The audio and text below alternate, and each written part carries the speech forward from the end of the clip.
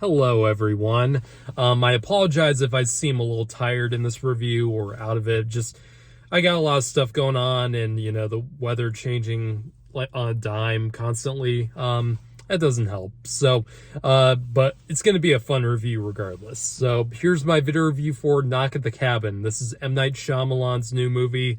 And this is his last movie was Old. Now it's this movie. And it's unlike a lot of Shyamalan's movies, which are basically just ideas that he came up with or original IP. This is based on a book this time. This is based on previous source material. And what the movie's premise is, and this movie actually has a very simple premise, and it's something that I think will instantly get someone's attention. What it sets up is that there's a gay couple played by Jonathan Groff and this other dude, I can't remember what his name is, and they have a little Asian girl, and they go on vacation to this cabin in the middle of the woods with a really, really nice lake. They're having a good time, and then a visitor comes to the cabin who's played a man named Leonard, who's played by Dave Bautista, and he has three other people coming with him, and he befriends the little girl, and they start to break into the cabin, and they tell the family that the end of the world is coming, and that they have to make a sacrifice or some kind of choice to stop the end of the world from taking place. And that's basically what the trailer sets up, and that's exactly what the movie promises. This is actually a very straightforward movie, and that's saying something coming from Shyamalan, who is known for getting really fucking crazy with some of his movies. And to talk about my history with Shyamalan, I, like a lot of people, I have a very love-hate relationship with M Night Shyamalan. I don't hate him, and I don't really love him either.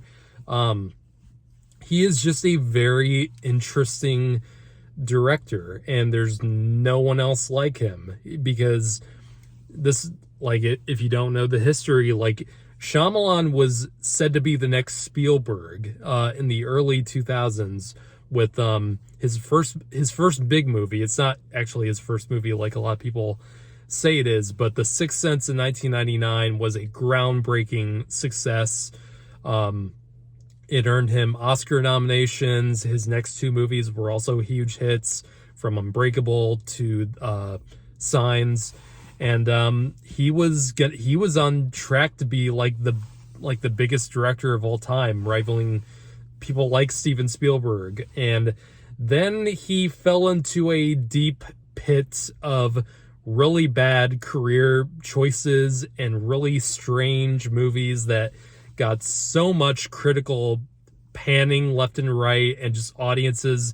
He suddenly became a joke. That's the best way to put it. He became a parody of himself, with movies like The Village. I know a lot of people like The Village. I can't stand it personally. I think it's terrible. But then there's universally panned movies like Lady in the Water and The Happening, and that movie I would really like to not mention, The Last Airbender, which I think is safe to say the most hated movie that he's ever made. I know that's saying something, but I mean, how does a movie fuck up a cartoon and a source material that bad? I don't think anything that bad has happened since then in Shyamalan's career. And then he's had a few other movies since then. After Earth was and then in 2015 to now, he's kind of sort of hit like another success streak. I mean, whatever you thought about Glass, for example, I was kind of mixed on it. Split and The Visit, The Visit was that found footage movie he did, were both pretty good. Actually, Split was very good. I really like Split a lot. And then he's had Old, which got a lot of people hating on him again. I don't think that Old is that bad of a movie. I think it's really stupid at parts, but I do like the premise, and I do think it's a little bit. I think it's a little bit underrated, but I understand why a lot of people hate it. And now we have this movie, which I think is his first movie based on a previous source material since The Last Airbender. And you know, I always get nervous when Shyamalan does something that someone else has done since then for good reasons. But I had fun with this movie. I think it's a pretty good time. I don't think it's one of his best movies, but I think it's like I said, it's a straightforward thriller. It doesn't really take too many crazy turns and directions with it, which most people expect coming from him. But I think this movie actually plays it a little bit too safe with the plot and with the story. There's really not that many like massive, changes in the story like you'd expect from him. What you see in the trailer is essentially the movie that you're getting, just with a few little surprises here and there. And that's fine. I don't have a problem with a movie, playing it safe by the book sometimes. Even though I am the type of person who I'm the kind of person whether that is more like go big or go home. And I'm less of a fan of movies that play it like completely straightforward and completely play it safe. And this is one of his few movies that is pretty much, not that crazy and not that too Shyamalan-y. And I think some people will get into that pretty well, because there's a lot of people who can't stand Shyamalan's need to go big and go ridiculous with some of his, plot twists. I actually would have liked to see a little bit more of, a big reveal or something completely dramatic happening in the last third of the movie. Not to say that something doesn't, but I would have liked to see a person like me would prefer a movie for coming from him, like to get a little bit more crazier than what I got with this movie. But other than that, the movie is well made. This is genuinely a well made movie, and it's definitely not. I don't think Shyamalan has went back to the middle of Shyamalan's career is easily the worst bits of his career, in my opinion. I mean, from Lady in the Water to After Earth, that was just straight up a hot streak record of just garbage. And I definitely think Shyamalan is pretty far away from that. That's debatable. And a lot of people say that Shyamalan has not returned to the things that he does well. I straight up disagree. I think Split was a really great return to form for Shyamalan in the kind of films that he's really good at making, like the smaller movies. And for the most part, this is a smaller scale movie. This is not like a huge blockbuster, like you would think it would be from the trailer. Like you see, in the trailer, you do see a scene where a giant tsunami is coming, and it's a found footage scene that plays on a TV, and it's a giant tsunami coming and killing all these people. There's snippets of that kind of blockbuster, filmmaking in there, but it's really not what the movie's like at all. This movie, for the most part, does take place in that cabin, and it's pretty refreshing to see. And I'm really glad that's stuck to that smaller scale setting, because that's what he does best. The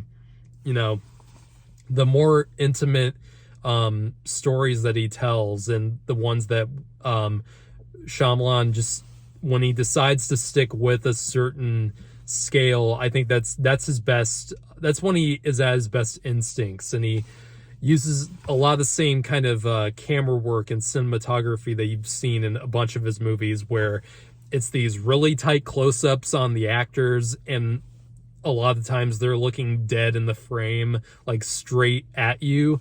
And a lot of people are not really a fan of that kind of filmmaking. I like it when it's done for a little bit, for an easy to understand reason, and that's a stylistic choice that he always does with his movies, and I've gotten used to it at this point. I think it's fine. Sometimes it doesn't work in some of the movies like The Happening, where it's so much of that movie is like that none of the other scenes stand out. And the dialogue in those movies is just horrendous. I swear to God, Shyamalan went full crazy for like 10 years. And I think Shyamalan actually does do a good job, because I haven't read the book, obviously. I haven't read this book, but it doesn't have too many of those Shyamalan tropes, where a lot of Shyamalan movies have a lot of the same kinds of things you see in every one of his movies. You always have all these characters that have these weird, these weird tics to them, and these weird what do you call it, eccentricities, like, with The Happening, Mark Wahlberg was all about science and honeybees vanishing. And the what? No.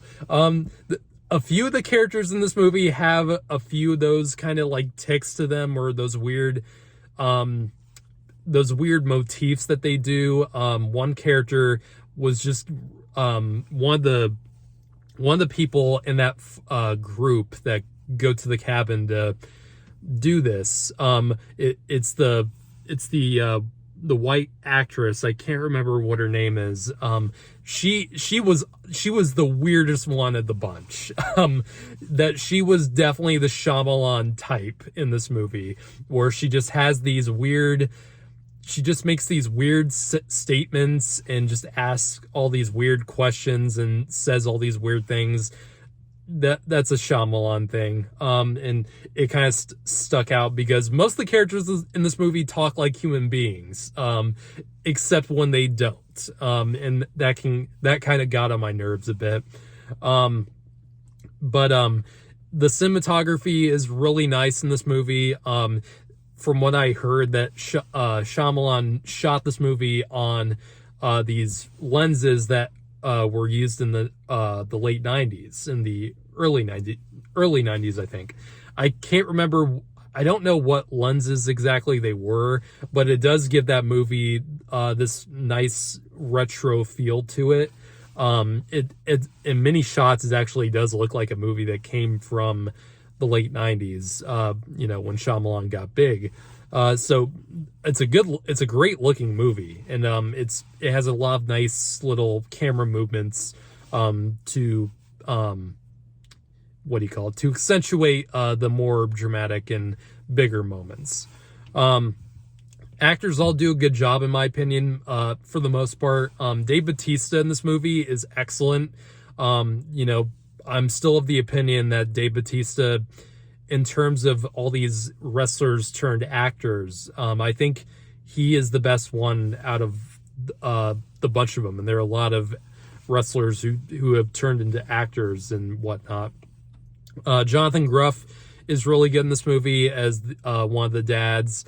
The little girl, I'm kind of 50-50 on. She's pretty good for the most part, for a child actress. And I don't like picking on child actresses, because I know they're young and I know they're trying.